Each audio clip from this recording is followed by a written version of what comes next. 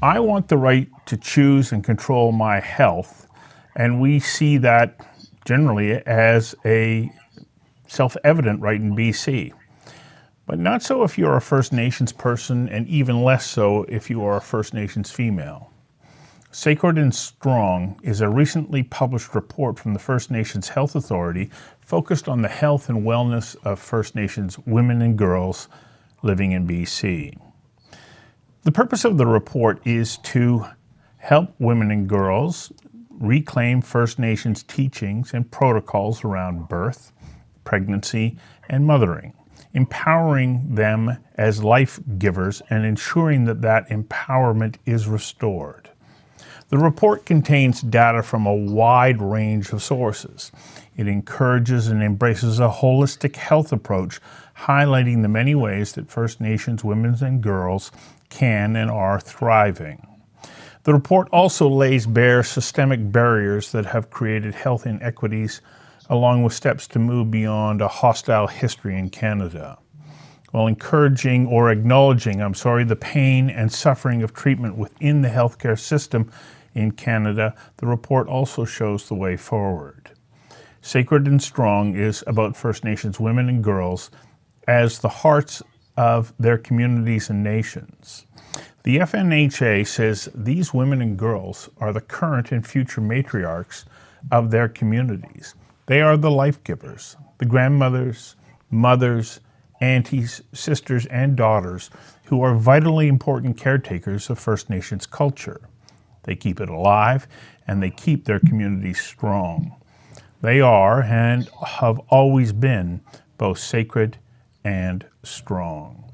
I invited Dr. Shannon McDonald, the Acting Chief Health Officer of the First Nations Health Authority, to join me for a conversation that matters about developing supportive systems that are the roots of wellness that ensure healthy bodies, minds, and spirits of First Nation women and girls.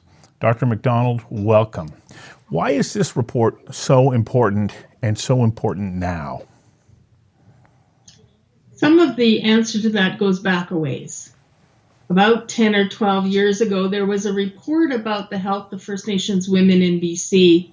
It was written by healthcare providers and epidemiologists and public health doctors like myself, but it did not reflect the lives and reality of the women it was about. It was done to them, it was done about them, it wasn't done with them and for them.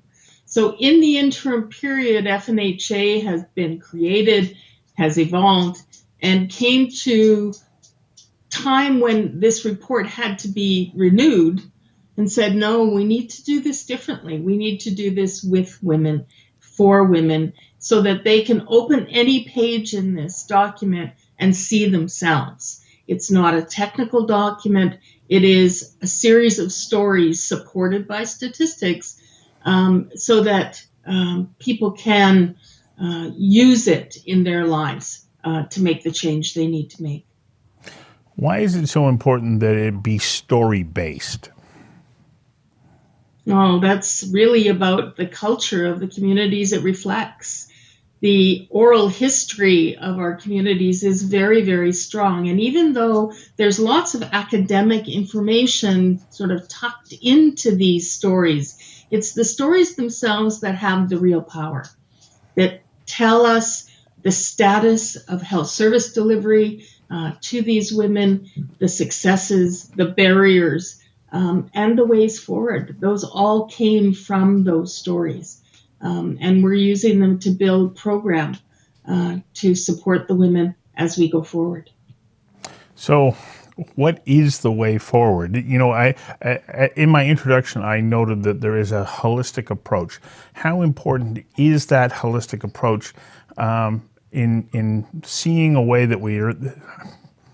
I'm going to just step back just a little bit because I want to give you a little bit of a sense of my understanding of what a holistic approach means. To me, it means that we put the person at the center of their own well-being and then say, these are the resources that are available to you to ensure that you have the best possible health. Do I have that right? And if so, how important is that, especially as we try to empower women and girls in First Nations communities? You do have it right. I think there's more elements to it than what you described. Definitely the individual and the person at the center. But First Nations Health Authority is based on a perspective of wellness that not only puts people in the center, but recognizes that there are aspects of wellness, mental wellness, spiritual wellness, which is often ignored in other health systems, emotional wellness, cognitive challenges that people might have that may get in the way, or that may be the gift that they have to be able to move forward in the context of family and community and environment, land, which is so important to First Nations people and communities. Those are all elements of wellness. And to just look at an individual without reflecting all of those other factors in their wellness, it's an incomplete picture. So we want to make sure not only are there supports and services that deal with the physical wellness or the mental wellness of an individual, but that the environment in which they live and thrive is healthy as well. So how do we do that? How do we bring together what has now become sort of a mainstream medical or allopathic model and then make it work within traditional First Nations healings and ways of wellness? How do we bring those two together so that these women benefit? I think there's two things that are major changes, major shifts that we need to make. One is what I mentioned earlier, where systems are created to do for, to do at individuals, families, and communities, as opposed to taking all of those siloed programs, taking health, taking childcare, taking child and family services and other social services, employment, education. Those are all pieces of that wellness picture. So instead of working in silos, and I've worked in government long enough, I know about silos, those silos can have major pathways and successes within that limited realm, limited mandate. We need to blow up those mandates. And we need to understand that a family can't be well if there's no food security. A family can't be well if the kids can't get a decent education in a safe place that's culturally safe for them.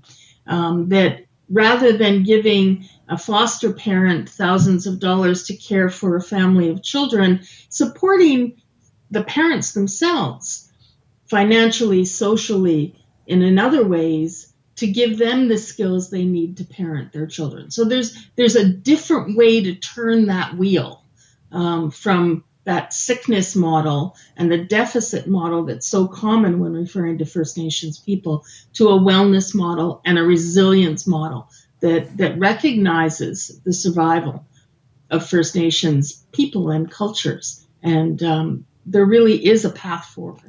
There is a path forward, but I can't help but also recognize that it's challenging, because if we take a look at why so often First Nations communities were cut off from access to healthcare, many of them are in remote locations. There was not a willingness or desire to reach out. And we still have those communities that are in areas of the province that don't have easy access to the kind of opportunities that are going to allow people to experience that full breadth of, I guess, self-actualization that makes them feel well, that encourages them to eat in certain ways and exercise, all these elements that we know that are important to health. And so, as you say, we have to come at this not just from a health perspective, but also from the perspective of saying, how do we, bring greater opportunity and prosperity to these communities?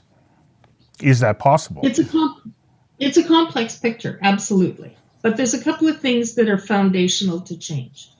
One of them is reflecting on the fact that the structures that provide all of these things were not built to advantage Indigenous people. They were built, created, supported, and continue to be supported to serve the majority of the non-Indigenous and non-BIPOC communities in Canada. That there is privilege within all of those education, social services, health systems that is unfair and unwarranted. And I worked for the federal government as a medical officer. I've done fly-in only communities. It's very, very challenging. We have some really heroic nurses that work in those places without a whole lot of clinical supports or other resources around them, but it's not enough. No. And if we during COVID, one of the structures that really fell apart is the primary care structure. Doctors shut their offices and went online. So First Nations Health Authority developed the Virtual Doctor of the Day program that allowed for physicians within the region that communities live to answer those virtual calls and be the alternative to face-to-face primary care in communities, because those services just didn't exist. They disappeared. And what we found over time was that mental health and other challenges in the community were really rising in the context of COVID. They had always been there at a problematic level. So the program added supports in the mental health and substance use and addiction services area. Program is developed with Perinatal Services BC to provide remote supports for pregnant moms and new moms so that they got what they needed during that period of time, because we were really worried that people that weren't getting the kinds of services they need put not only themselves but their children at risk as well. So, where we could, we've stepped in, but those shouldn't be emergent or urgent situations. It should be, what can we do differently to make this an equitable situation?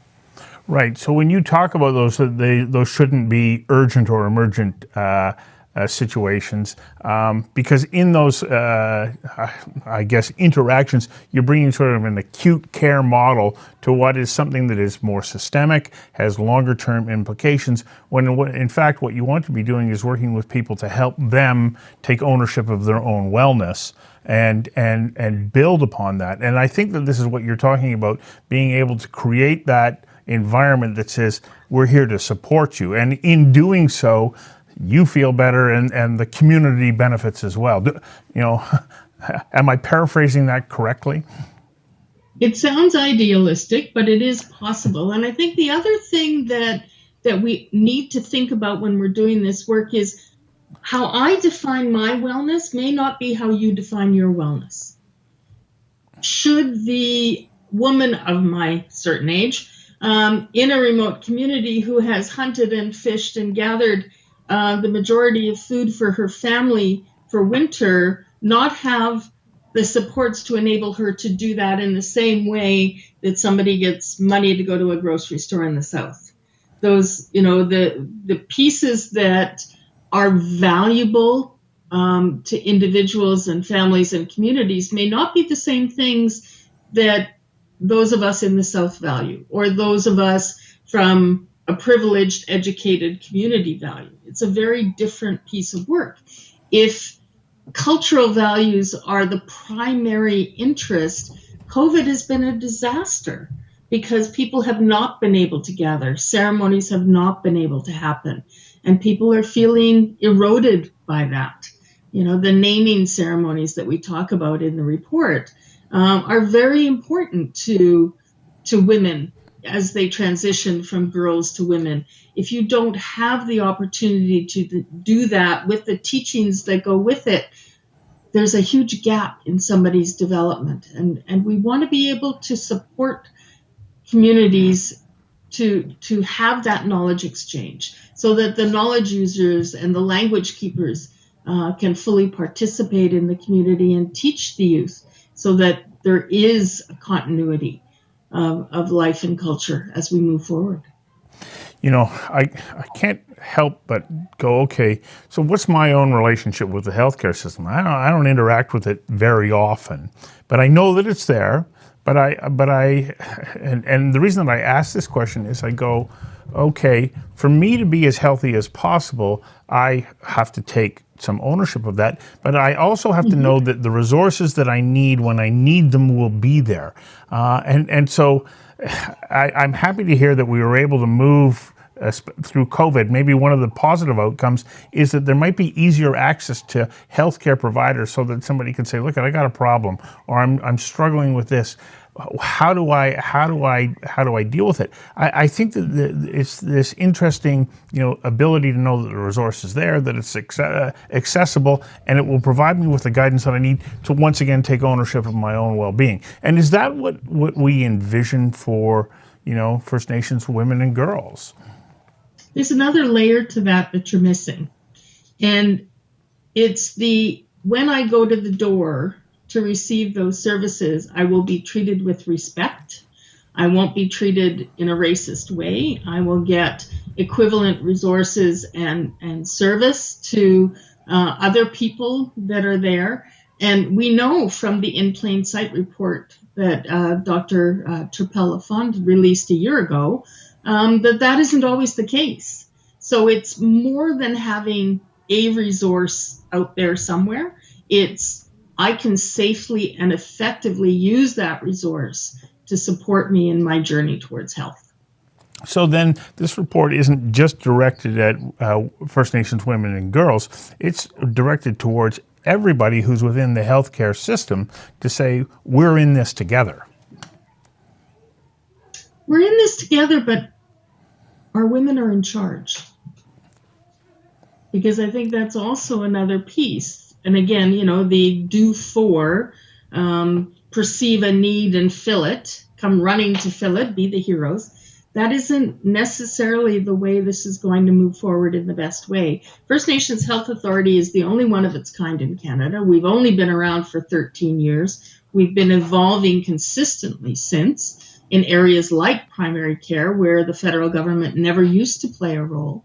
So there is a lot of work being done so that this groundswell of self-determination and strength and resilience can come to the fore and be a partner to those healthcare system services and professionals at an equal playing field. And the voices have the same validity, not just the technical language and information and data, which is a big part of my training and my role, but what does that mean to the people in community? What are they going to do with it?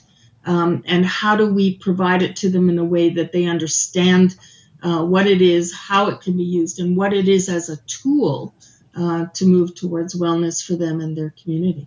I have to tell you that last night I was at an event that focused on complementary and alternative medicine, CAM, therapies and treatments. And one of the interesting elements that came out of this is this growth out of CAM to SIM, complementary and integrative medicine. But 2 or 3 times in this panel discussion that I was moderating, the element of spirituality, spiritualism, our relationship to not just ourselves, but our communities and the world as a whole plays a really important role. And I think that, when I think about First Nations health and wellness, I know there is this very strong connection to the earth and, spirituality. How important is it that women and girls understand the value of this to them, and that the medical community will also appreciate and accept that this is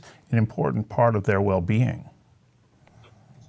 Different Indigenous cultures across the country talk about this differently, but probably the common elements we hear about most are the connection to land. And we've been doing some work with our communities in trying to better define that, to turn it into an indicator we can measure success with. And water. The one of the traditional roles of women in communities was as the water keepers. And understanding through ceremony and through utilization of the water appropriately and protecting it, those were really critical roles in the wellness of communities. Those are elements that are intrinsic to our way of knowing and being as Indigenous people. And you can't weave that out.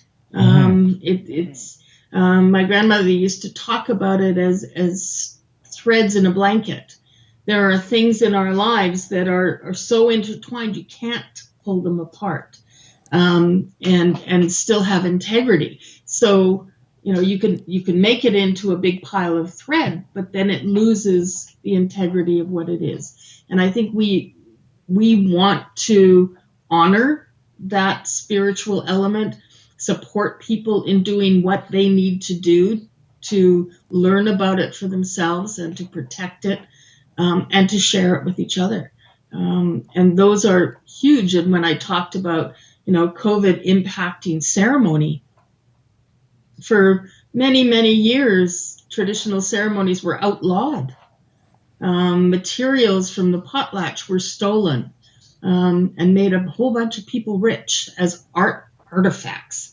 But that's not what they are. And that's not what potlatch was. It was an opportunity for a community to come together in prayer with drum and song and dancing, to tell stories, to use the language, and to celebrate that spirituality. And in the big houses, there's no floors. You always dance with your feet on Mother Earth. Those are always really important elements to all of this. And it's not entertainment.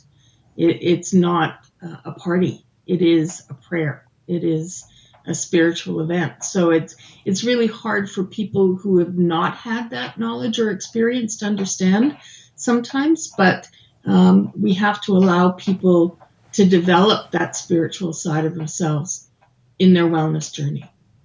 Well, I appreciate the report. I appreciate the work that you're doing, and I hope that it is going to help empower women and girls in First Nations communities to,